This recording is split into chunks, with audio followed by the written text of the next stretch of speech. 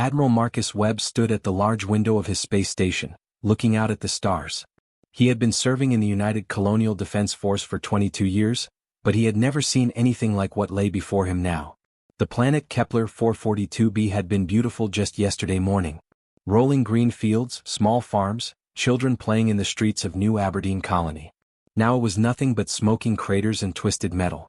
"Sir," Lieutenant Emma Clark said softly behind him. "The final count is in." Webb turned around slowly. Emma was young, maybe 25, and this was her first assignment in deep space. Her hands were shaking as she held the data pad. "How many?" Webb asked, though he already knew the answer would be terrible. 53,412 people, sir. All dead. The orbital bombardment lasted only 20 minutes, but... Emma's voice broke. There were no survivors. None at all. Webb closed his eyes for a moment. 53,000 people. Farmers mostly. Teachers, shopkeepers, mechanics. Their children. All gone because some aliens in fancy robes decided to make a point. "Show me the message again," Webb said. Emma pressed a button on her pad and a holographic display appeared in the air. The words were written in perfect English, which somehow made them even worse. "To the Human Colonial Administration, the unauthorized settlement on planet Kepler 442b has been designated a valid military target under Galactic Council Regulation 847C. The proportional response carried out by Council Enforcement Fleet Zeta-7 demonstrates the consequences of expansion without proper authorization. All human colonial activities must cease immediately. Submit your application for supervised expansion through proper council channels. This educational action was necessary to prevent future violations." Educational action, Webb repeated quietly. They killed 50,000 farmers and called it education. The message was signed by something called the Galactic Council of Civilized Species. Webb had heard of them before. Earth had tried to join their little club 3 years ago, but the application was rejected. The council said humans were too aggressive and not ready for galactic civilization. Captain James Morrison walked into the room. He was Webb's second in command and his oldest friend. They had served together since the beginning. "Marcus, I just got off a call with Earth Command. They want to know our response." Webb looked back out at the destroyed planet. "What kind of response can we give, James? Our biggest warship has maybe 50 crew members. Their smallest enforcement ship has technology we can't even understand. They can travel between stars in days while it takes us months." "So we surrender?" Morrison asked. "I didn't say that." Lieutenant Hayes at the communication station called out, "Admiral, incoming priority message from Earth." "Put it through." The voice that came through the speakers was General Patricia Wells, head of Earth's military. "Marcus, I need you to send a response to the Council. Keep it simple. Tell them we received their message." "That's it?" Webb asked. "That's it. For now. And Marcus? Send the activation codes to all defense installations. Authorization Wells Alpha 9. Webb felt his blood go cold. Those codes would wake up every secret military project Earth had been working on. Projects that most people didn't even know existed. "General, those codes will mobilize everything. Every research facility, every defense contractor, every experimental program we have. I know exactly what those codes do, Admiral. The Council wanted to teach us a lesson about being civilized. Well, they just gave us something we've never had before." "What's that, ma'am?" "A reason to stop being civilized." The line went quiet for a moment. Then General Wells spoke again and her voice was like ice. "Send the message, Marcus. Tell them we received their lesson loud and clear. Tell them our response is coming. And then get your people away from that planet." "What we're about to do? Well, let's just say the Council is about to learn something about human education methods." Webb looked at his crew. These were good people. They signed up to protect human colonies, not to fight a war against aliens with superior technology. But as he stared out at the ruins of New Aberdeen, he thought about something his grandfather had told him long ago. "Never corner a human," the old man had said. "We might look calm and reasonable most of the time, but when you threaten our children, you find out real quick why we're the only species on Earth that hunts for sport." Webb turned to Lieutenant Hayes. "Open a channel to the Council." "Channel open, sir." Webb took a deep breath. "To the Galactic Council of Civilized Species. This is Admiral Marcus Webb of the United Colonial Defense Force. We have received your message regarding New Aberdeen Colony. We understand your position on proportional response and valid military targets. Thank you for the educational demonstration. Our response is incoming." He nodded to Hayes, who cut the transmission. Morrison stepped closer. That's it? That's our response. Webb smiled, but there was no warmth in it. James, the council thinks they're dealing with primitives who will panic and surrender when faced with superior force. They have no idea what they just did. What did they do? They gave Earth's greatest military minds unlimited funding, unlimited authority, and a single objective. They threatened our children, James. Every farmer, every teacher, every child on that planet was someone's son or daughter. Webb walked back to the window and looked out at the destroyed world one more time. The council wanted to educate us about galactic warfare. They wanted to show us what happens when you don't follow their rules. Well, they're about to get an education of their own. They're about to learn what happens when you threaten a human's family. Council Prime Administrator Veltar sat in his crystal chair high above the capital city of Nexus Prime. The tower was so tall that he could see 3 of the planet's moons through the massive windows. He was reading reports from across the galaxy, but one kept drawing his attention back. The human response to the new Aberdeen lesson had been disappointing. Only 6 words: message received. Response incoming. That was it. No begging. No formal surrender. Just 6 simple words that meant nothing. Administrator Kexlon, Veltar called to his assistant. Have the humans sent any follow-up communications? Kexlon checked his data screen. No, sir. Nothing official. But our monitoring stations are picking up increased chatter across their communication networks. What kind of chatter? Difficult to translate, sir. Lots of emotional language. Anger mostly. Some fear. Their primitive minds are probably struggling to accept the reality of council superiority. Veltar waved a hand dismissively. Monitor their networks. I expect formal surrender documents within 2 solar cycles. No species has ever resisted the council for long. Yes, sir. Should we prepare occupation forces? Not yet. Let them come to terms with their situation first. Fear is an excellent teacher. Meanwhile, on the other side of the galaxy, Director Helen Carter had not slept in 3 days. The war room at Luna Defense Industries looked like a storm had hit it. Coffee cups and food containers covered every surface. Giant screens showed technical drawings, test results, and production schedules. The most brilliant military engineers in human space worked around the clock, fueled by coffee and rage. Dr. Robert Stone burst through the doors, his hair messy and his clothes wrinkled. Helen, we did it. Project Hammer is ahead of schedule. Carter looked up from her computer. Her eyes were red from staring at screens, but her voice was steady. How far ahead? We estimated 18 months to build the first relativistic weapon platform. After New Aberdeen. Stone's face grew dark. My people haven't gone home since we got the news. We can have the first unit ready in 4 months. Make it 3, Carter said flatly. Helen, even 3 months is pushing the laws of physics. We're talking about weapons that can accelerate projectiles to 30% of light speed. One tungsten rod traveling that fast could crack a planet. The council thinks we're primitives, Robert. They think we fight with clubs and stones. Let's show them how primitives really fight. General Patricia Wells walked into the room, her uniform crisp despite the chaos around her. I just spoke with Admiral Thompson. Every defense installation in human space is now online. Every secret research project has been given unlimited funding. Every manufacturing facility has retooled for military production. Carter nodded. Good. What about the new recruits? That's the interesting part. We expected maybe a few thousand volunteers after New Aberdeen. We got 3 million applications in the first week. Engineers, scientists, factory workers, even retired military. Everyone wants to help. Dr. Stone shook his head in amazement. 3 million. Robert, they killed our children, Wells said quietly. Every human on New Aberdeen was someone's kid, parent, or grandparent. People are angry, but more than that, they're focused. I've never seen anything like it. Carter stood up and walked to the main display screen. It showed a map of human space, with thousands of red dots representing new military installations, research facilities, and weapon platforms under construction. The council made a mistake, she said. They think humans are just another aggressive species that needs to be put in their place. They don't understand what they're really dealing with. What do you mean? Stone asked. They think we're naturally violent. But we're not. Most humans go their whole lives without hurting anyone. We build farms, not weapons. We write poetry, not battle plans. But when someone threatens our families... Carter's voice trailed off.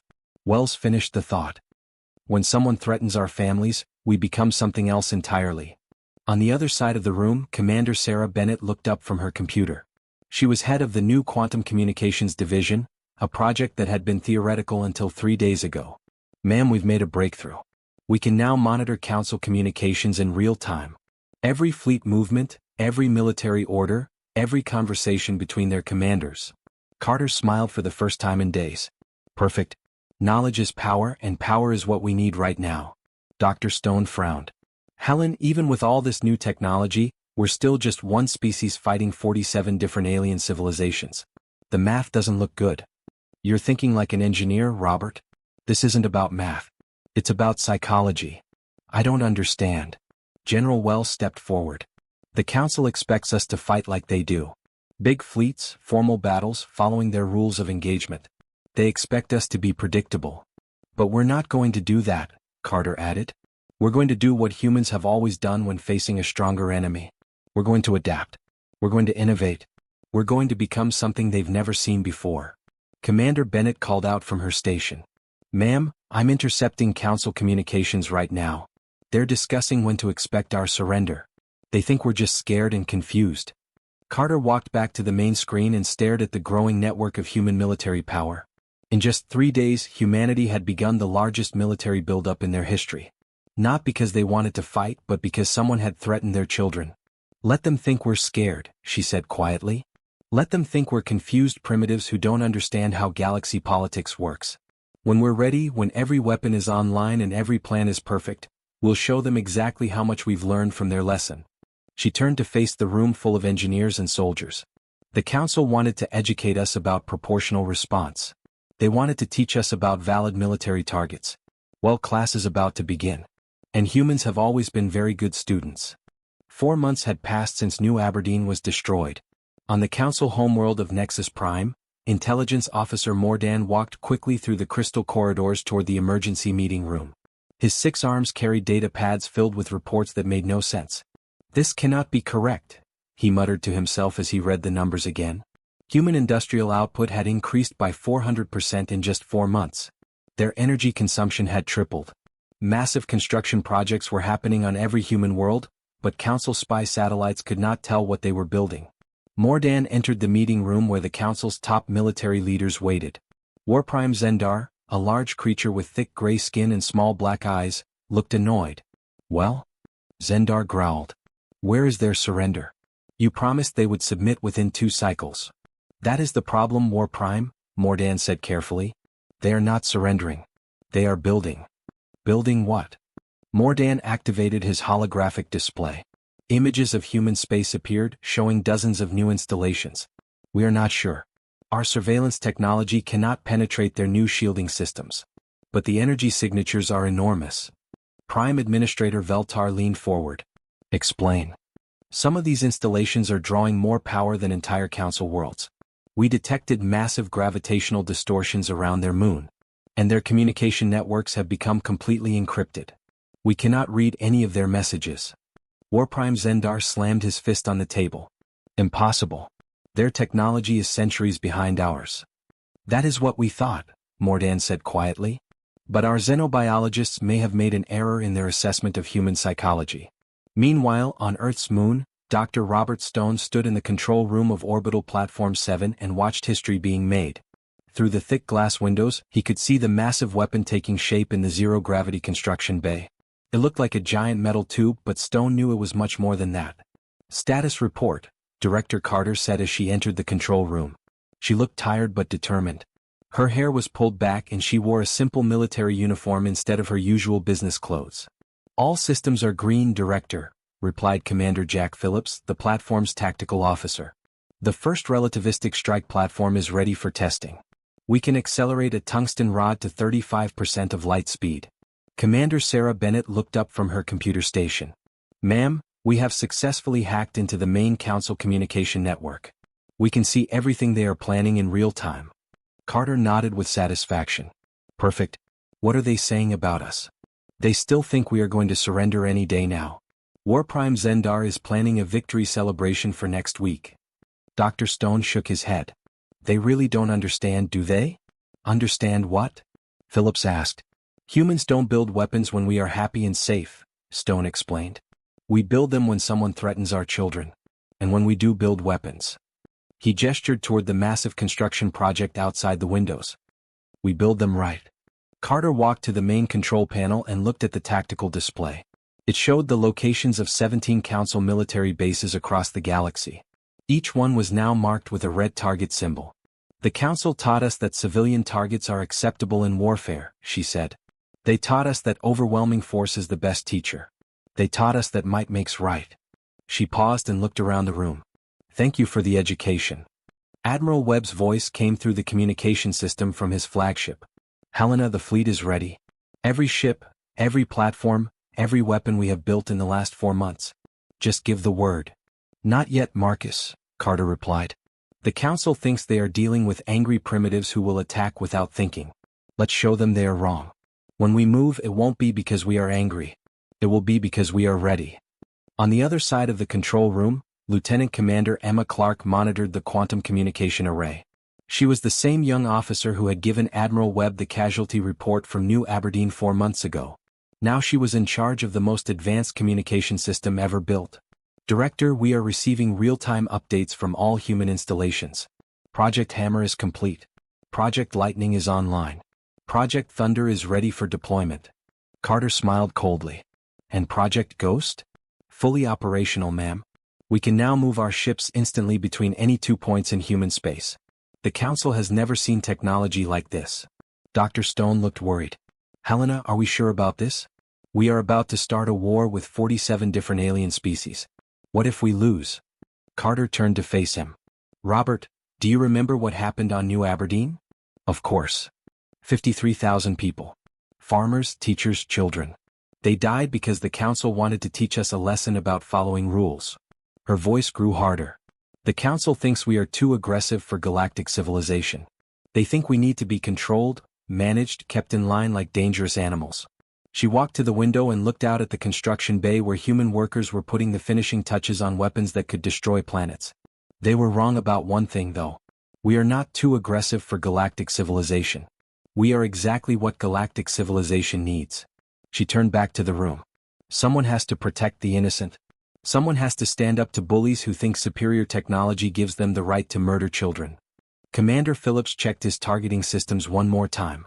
Ma'am, all weapons are locked onto Council military targets. We are ready. Carter looked at the tactical display again. Soon, the Council would learn that humans had been very good students. They had learned about proportional response. They had learned about valid military targets. Most importantly, they had learned that in a galaxy full of bullies, sometimes the only way to protect the innocent was to become something the bullies feared. Begin the final countdown, she ordered. It's time for the Council's next lesson to begin. The lesson began exactly at 8 in the morning, Galactic Standard Time.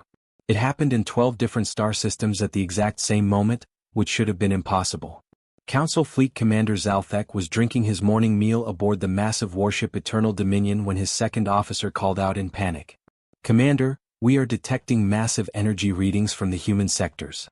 Zalthek set down his cup and walked to the main screen. Show me. The display lit up with tactical information. Zalthek had been commanding fleets for 30 years. He had fought in 7 different wars. He had destroyed entire planets. But what he saw on the screen made his blood freeze. That cannot be right, he said quietly. Sir, the readings are confirmed. The humans have weapons platforms that can accelerate projectiles to 40% of light speed. At that velocity, a simple metal rod becomes. Zalthek never heard the rest of the sentence. The Eternal Dominion and every ship in his enforcement fleet simply stopped existing. One moment they were there. The next moment they were not. No explosion. No debris. No warning. They were just gone. The same thing happened to Council fleets across the galaxy. Admiral Morketha's 3rd Enforcement Group vanished while patrolling near the Centauri system. Commander Velvan's strike force disappeared between one heartbeat and the next. 12 different fleets, over 400 ships, thousands of crew members. All gone in the space of 5 minutes. On Nexus Prime, the Council's emergency alarms started screaming. Warprime Zendar rushed into the command center where dozens of officers were shouting at their screens. Report. Zendar roared. Intelligence Officer Mordan looked up from his station, his face pale. Sir, we have lost contact with all enforcement fleets in sectors 7 through 19. Defense platforms throughout Council space are reporting system failures. Supply convoys are disappearing between star systems. How many ships? All of them, sir. Every military vessel in those sectors is gone. Zendar stared at the tactical display. Red warning lights covered half the galaxy. This is impossible. Our technology is centuries ahead of theirs. How could they? He was interrupted by the arrival of Prime Administrator Veltar, who moved quickly despite his age. What is happening? The humans are attacking, sir. But they are not fighting like any species we have ever encountered. They are not sending fleets or armies. Their ships appear out of nowhere, strike instantly, then vanish. Show me. Mordan activated the main holographic display. It showed the galaxy with thousands of red dots representing Council military assets. As they watched, more dots began disappearing. They are hitting our supply lines, our communication relays, our defense platforms, Mordan explained. But they are not touching civilian targets. No cities, no colonies, no trading posts. Only military installations. Veltar frowned. That makes no sense. Why spare civilian targets? Perhaps we should ask them, said a new voice. Everyone turned to see Dr. Elizabeth Hayes being escorted into the room by 2 guards. She was the human scientist they had captured during a raid 3 months ago. Her brown hair was messy and her clothes were wrinkled, but her eyes were sharp and intelligent. Why is the prisoner here? Zendar demanded. Because you need someone who understands humans, Hayes said calmly. And right now, I am the only one you have. Veltar studied her carefully. Explain what your species is doing. Hayes smiled, but there was no warmth in it. You made the same mistake that every bully makes. You thought that because we had not used our full strength, we did not have it. Your technology was primitive. Our display of technology was limited, Hayes corrected. There is a difference. Humans do not build weapons when we are at peace. We build them when someone threatens our children. The main display chimed with an incoming transmission. A human face appeared on the screen. It was Admiral Webb, but he looked different now. Harder. Behind him stood Director Carter and General Wells. People of the Galactic Council, Webb began. His voice was calm but carried the weight of absolute certainty. You taught us about valid military targets. You taught us about proportional response. You taught us that civilian lives are acceptable casualties in your political games. The image changed to show the destroyed remains of New Aberdeen Colony. 53,000 graves marked with simple stone markers. Thank you for the lesson, Webb continued. Class is now in session. The screen switched to show images of the missing council fleets, the disabled defense networks, the vanished supply convoys. Warprime Zendar watched his military power disappear piece by piece. Director Carter's voice took over the narration. You called us primitives? You said we were too aggressive for galactic civilization. You were wrong on both counts. We are not primitives, General Wells added. We are humanity. And you just made the mistake of threatening our children. Dr. Hayes watched the council leaders as they stared at the display in growing horror. You still do not understand, she said quietly. Understand what? Veltar snapped. You think this is about revenge. It is not. This is about education. You taught us that the strong can do whatever they want to the weak. You taught us that superior technology gives you the right to murder innocent people. You taught us that fear is the best teacher. The transmission continued. Admiral Webb's face reappeared on the screen. We have been very good students, he said. We learned your lessons about warfare. We learned your lessons about power. Most importantly, we learned your lessons about fear. The screen went black for a moment, then showed a single image. Earth, surrounded by thousands of weapons platforms and warships that had not existed 4 months ago. The next lesson begins in 24 hours, Webb's voice said from the darkness. We suggest you pay close attention. Hayes looked around the room at the terrified council leaders. Now do you understand? You are not fighting primitives. You are not fighting an aggressive species that needs to be controlled. You are fighting the one species in the galaxy that refuses to let bullies win. The transmission ended, leaving the council chamber in complete silence. 6 months to the day after New Aberdeen was destroyed, something impossible happened across the galaxy. Human fleets appeared at the edge of every council system at exactly the same moment. Not through normal space travel, but through some kind of instant movement that made council scientists question everything they thought they knew about physics. On Nexus Prime, Warprime Zendar stared at the tactical display in disbelief. How many ships? Intelligence Officer Mordan checked his readings 3 times before answering. Over 10,000 vessels, sir. They appeared simultaneously in 47 different star systems. Our sensors show no jump signatures, no energy trails. They were just there. Prime Administrator Veltar entered the command center, moving faster than anyone had seen him move in years. Status report. The human fleet is positioned at the edge of our space, Zendar replied. They are not attacking, but they are not responding to our communications either. Sir, Mordan interrupted, incoming transmission on all council channels. The main screen activated, showing Admiral Webb standing on the bridge of a massive warship. Behind him, through the windows, dozens of other ships were visible. The name painted on the hull read New Aberdeen. Prime Administrator Veltar. War Prime Zendar. Members of the Galactic Council, Webb began, his voice carrying across every world in Council space simultaneously. You have 24 hours to comply with the following terms. Veltar stepped forward. You cannot dictate terms to the Council. We represent 47 civilized worlds. Webb continued as if he had not heard the interruption. First, the immediate dissolution of the current Council military structure. Second, the establishment of human oversight for all military actions involving civilian populations. Third, the ratification of a new galactic constitution that treats the targeting of non-combatants as the highest crime against all sentient life. This is madness. Zendar shouted. One species cannot defeat the combined might of the entire council.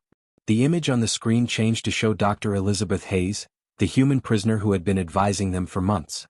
She was now standing freely on the bridge of Webb's ship, no longer in chains. You still do not understand, Hayes said sadly. This was never about one species fighting 47 others. This is about justice fighting injustice. This is about protecting the innocent from those who would harm them for political gain. We have the strongest military in galactic history. Zendar protested. Had, corrected Director Carter as she stepped into view. Past tense. In the last 6 months, you have lost 60% of your enforcement fleets, 80% of your weapons platforms, and 90% of your supply network. Your remaining forces are scattered across the galaxy with no way to communicate or coordinate. General Wells joined them on screen. But we are not here to destroy you. We are here to offer you a choice. What choice? Veltar asked quietly. Admiral Webb stepped forward again. You can accept our terms and help us build a galaxy where children like those on New Aberdeen are never murdered for political lessons. Or you can refuse and learn what a real proportional response looks like. On the command center floor, a holographic display activated without anyone touching the controls. It showed detailed schematics of weapons that made Council technology look like stone knives. Relativistic projectile systems that could crack planets. Quantum disruption devices that could make entire fleets disappear. Gravitational manipulation systems that could move stars. Commander Jack Phillips appeared on the transmission. We have target locks on every major military installation in Council space. Every weapons factory, every command center, every fortress world. The weapons platforms surrounding Earth can reach any target in the galaxy in under 4 minutes. Warprime Zendar looked at the schematics in growing horror. These weapons, they could destroy entire solar systems. Yes, Webb agreed simply. They could. That is the point. You taught us that superior firepower was the key to galactic politics. You taught us that fear was the best teacher. You taught us that the strong had the right to dictate terms to the weak. But we do not want to use these weapons, Carter added. We built them because you made it necessary. We would much rather use them to protect trade routes, stop pirates, and keep the peace. Dr. Hayes stepped forward. The choice is yours, Council leaders. You can work with us to build a better galaxy, or you can be removed from power so that others can do the job properly. Commander Sarah Bennett's voice came through the communication system. Sirs, we are detecting massive fleet movements throughout Council space. It appears they are mobilizing for a final battle. Veltar looked around the command center at his advisors and military leaders. Some wanted to fight to the end. Others counseled immediate surrender. The debate grew heated until Veltar raised his hand for silence. How do we know you will not simply conquer us yourselves? He asked. Webb smiled, but it was not a cruel smile. Because that is not who we are. We do not want to rule the galaxy. We want to protect it. There is a difference. Prove it, Zendar challenged. The screen changed to show images of human relief ships helping Council refugees displaced by the recent fighting. Human medical teams treating wounded Council soldiers. Human engineers repairing civilian infrastructure that had been damaged in the conflict. We could have targeted your cities, General Wells pointed out. We could have destroyed your colonies, killed your civilians, made you feel the same terror that the families of New Aberdeen felt. But we did not. We targeted only military assets because we are not like you. Hayes looked directly at Veltar. The galaxy needs guardians, not conquerors. It needs protectors, not bullies. You had the chance to be those guardians, but you chose to be bullies instead. The communication channel fell silent for several minutes. Finally Veltar spoke. What guarantee do we have that humans will not abuse this power? Webb looked thoughtful. The same guarantee you gave the people of New Aberdeen. None. The difference is we have never murdered children to make a political point. 11 hours and 57 minutes later, the message came through on all council channels. The Galactic Council accepts human terms. We surrender unconditionally. Admiral Webb received the surrender aboard the New Aberdeen, standing in the memorial garden where 53,000 names were etched in crystal. Captain Morrison approached quietly. Orders, sir? Webb looked out at the stars, at a galaxy that would never again mistake humanity's mercy for weakness. Begin the transition, James. It is time to teach the galaxy what peace really means.